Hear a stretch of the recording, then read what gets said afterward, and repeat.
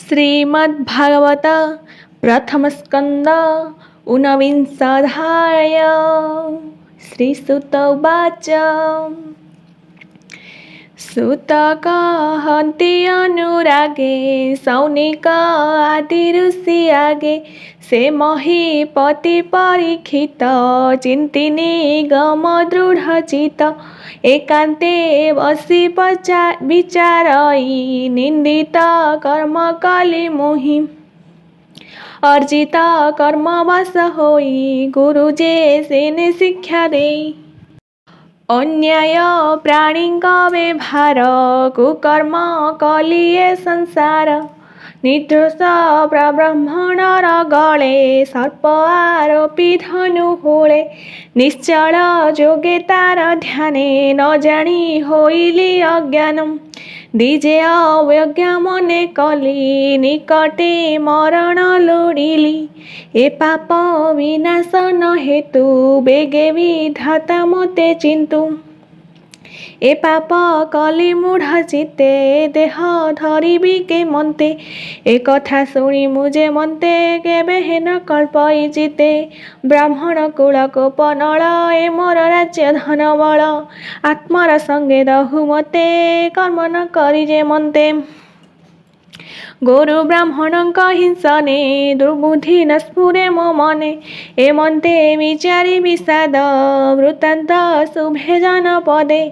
उरग ब्राह्मणर गले राजा जे देले धनु होळे।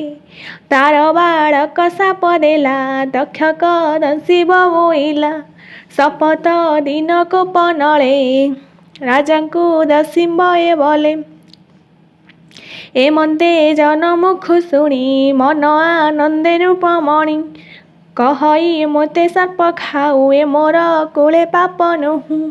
जे मन्त इह पर लोके मरण न पड़ई दुखे। ए मन्त निश्चय विचारी मने चिंतिला नर हरि। गोविंद पाद पद्म तले चित्तनी बेसी गंगा जले। श्रीकृष्ण चरण तुलसी पाद उदकरे जे मिशी। अति पवित्र बहे बारी उभय लोक पाप हरि। प्राणंक प्राण त्याग काले के बान बसे तांक तुले। से पंडु वंशे कृति कर सकल राजा मध्यवर। से बर नदी तीरे जाई चिते गोविंद पाद धाई। विषय संग दूर करी अन्न उदक परिहरी। मौन व्रते से निश्चले सिरे निवेशी गंगा जले।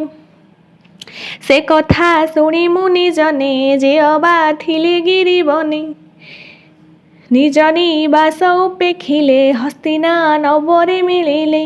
जे अबा थिले जेउ देशे राजांकु देखिबार आसे। संगते घेनि शिष्य गण परे अनेक ब्राह्मण। तांक महिमा के बा कहे तीर्थे पवित्र तांक देहे। अत्रि वैशिष्ट अरिष्ट नेमि चैवन भरद्वाज घेनि।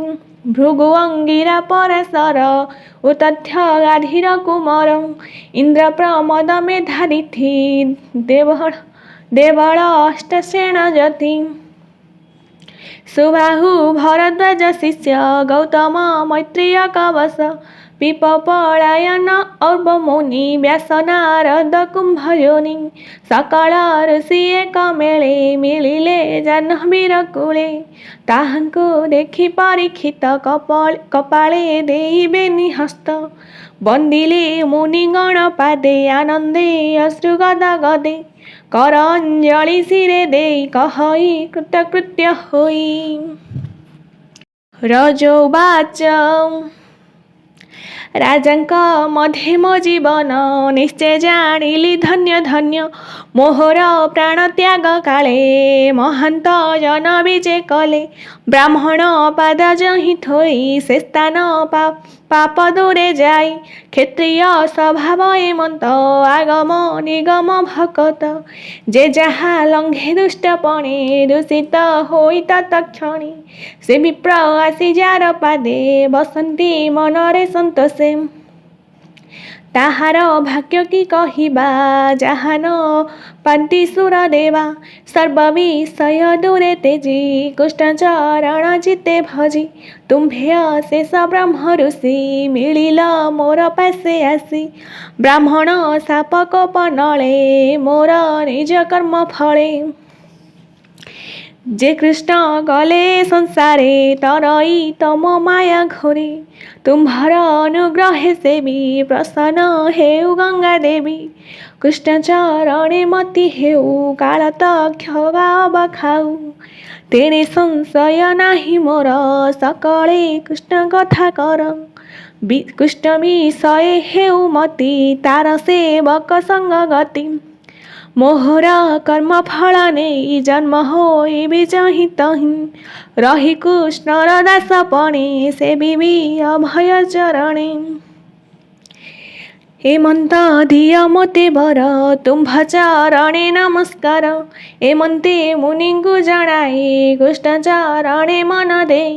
ଜାହ୍ନବୀ ତୀରେ କୁଶ ଶଯ୍ୟା, ଶୟନ ଅର୍ଥେ କଲେ ରାଜା। ପୂର୍ବ ଦିଗକୁ ଶିରେ କରି, ଉତ୍ତର ମୁଖେ ଦଣ୍ଡ ଧରି। ଗଙ୍ଗା ଦକ୍ଷିଣ କୂଳେ ଶୋଇ, କାରୁଣ୍ୟ ଜଳେ ଦୃଷ୍ଟି ଦେଇ। ଋଷିଗଣ ମଧ୍ୟେ ମନ ନିବେଶି କୃଷ୍ଣ ପାଦେ। ଆକାଶେ ଦେଖି ଦେବଗଣ, ଆନନ୍ଦେ ପୁଷ୍ପ ବର୍ଷଣ।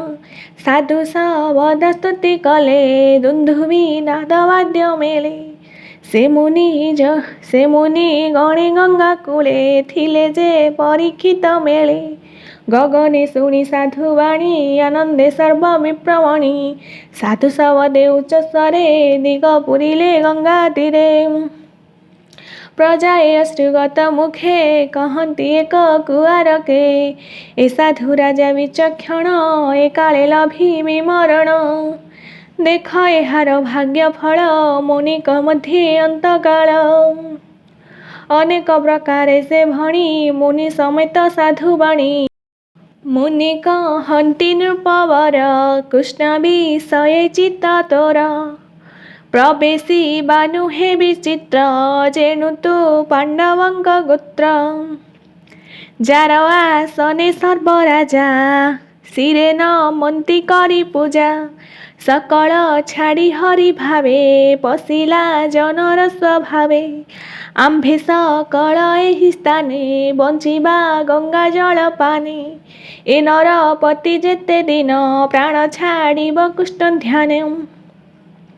ସୁଖେ ରହିବ ହରି ଲୋକ, ଯେ ସ୍ଥାନ ବିମୋହ ବିଶୋକ। ଏ ଭାଗବତ ଯେ ଉତ୍ତମ, ନିଶ୍ଚେ ଲଭିବ ପରଂଧାମ।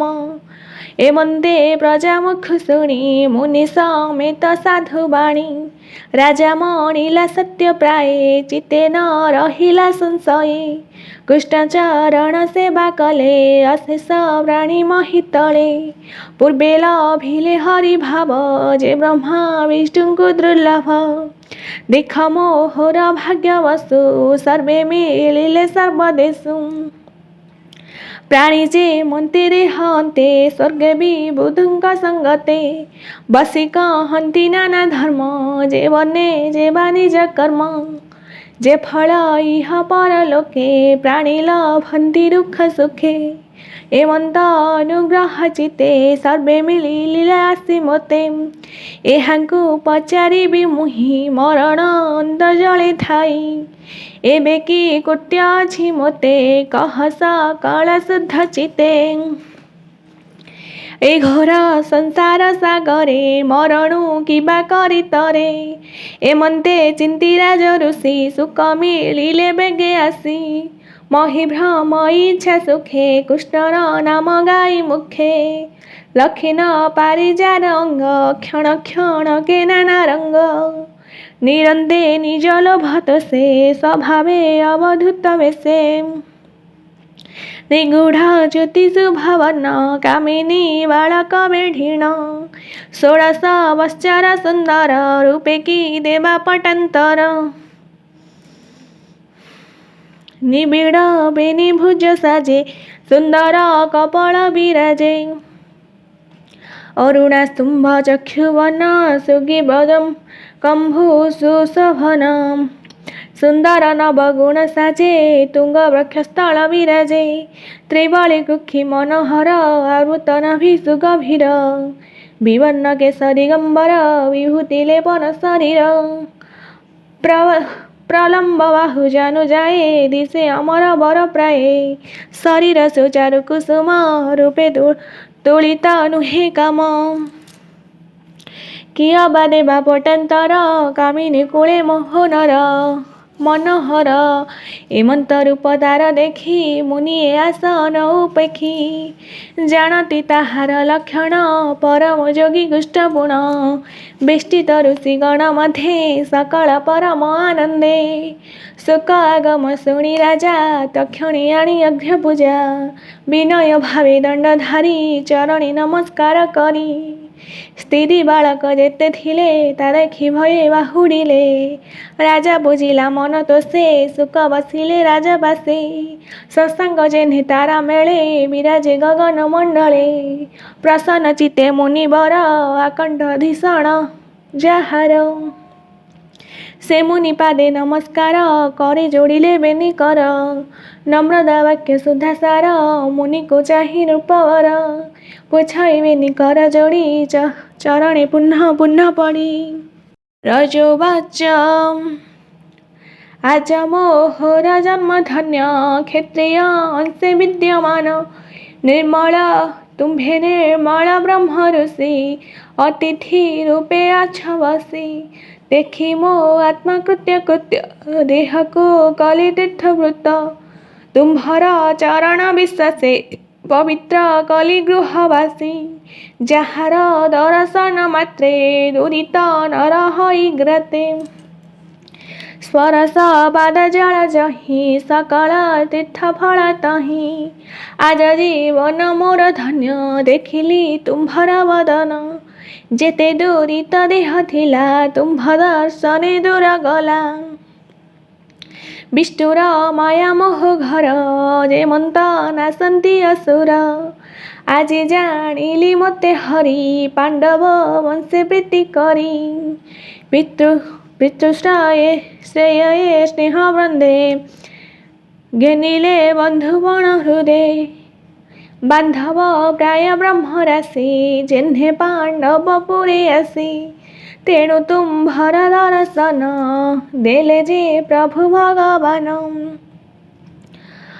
ଅବ୍ୟକ୍ତ ଗତି ଯେ ତୁମ୍ଭର କେ ତାହା କରିବ ଗୋଚର ମରଣ ଯାର ସାଧୁ ସଙ୍ଗେ ସେ ତରେ ଭବ ତରଙ୍ଗେ ଯୋଗୀଙ୍କ ମଧ୍ୟେ ତୁମ୍ଭେ ଗୁରୁ ଯେହ୍ନେ ଅଚଳ ମହାମେରୁ କହ ଜୀବନ ଯିବା କାଳେ କିବା ସାଧିବି ମହିତଳେ କିବା ଶୁଣିବି କର୍ଣ୍ଣ ପଥେ ସ୍ମରଣ କି କରିବି ଚିତେ କିବା ବଚନ ଉଚ୍ଚାରଣ ଭଜିବି କାହାର ଚରଣ ତୁମ୍ଭେ ହେ ପ୍ରାଣୀଙ୍କର ଘର ଦଣ୍ଡେ ହେ ନ ବିଶ୍ରାମୀ ସ୍ଥିର ଗୋଦହ ମାତ୍ରେ ତୁମ୍ଭ ଗତି ଏଣୁ ମୋହର ମନେ ଭ୍ରାନ୍ତି ଶ୍ରୀସୁତ ଉବାଚ ସୁତ କହନ୍ତି ତ ସମନେ ଶୁଣ ସକଳ ମୁନି ଜନେ ଏମନ୍ତ ପରୀକ୍ଷିତ ବାଣୀ ଆନନ୍ଦେ ମନେ ସୁଖ ଶୁଣି ହରଷେ ମୁଦିତ ଲୋଚନ ଚିତ୍ତେ ଚିନ୍ତଇ ଭଗବାନ ସେ ହରି ଚରଣ କମଳେ ସୁଜନ ଚିନ୍ତି ଧ୍ୟାନ ବଳେ ପ୍ରଥମ ସ୍କନ୍ଧେ ଭାଗବତ କହଇ ଦାସ ଜଗନ୍ନାଥ ଇତି ଶ୍ରୀମଦ୍ଭାଗବତେ ମହାପୁରାଣେ ପରମହଂସ୍ୟା संहितायां वैयासिक्या प्रथमस्कन्धे शुकागमन नाम ऊनविंशोऽध्यायः सम्पूर्णम्।